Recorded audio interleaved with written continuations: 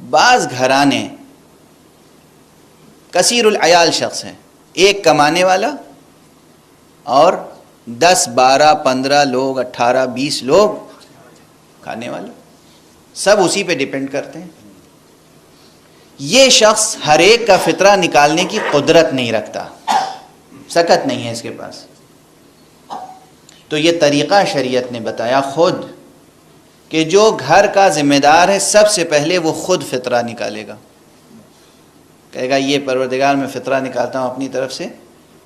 واجب قربتاً اللہ، یہ فطرہ دے دے گا اپنی بیوی کے ہاتھ میں. بیوی اسے قبول کر لے گی، پھر وہ کہے گی کہ یہ فطرہ میں نکالتی ہوں پروردگار واجب قربتاً اللہ، وہ پھر ماں کے ہاتھ میں دے دے گی، ماں، اس کے بعد باپ، پھر اولاد، اور اسی طرح پھر ایک ایک کر کے پورے گھر کے ہاتھ میں وہی چیز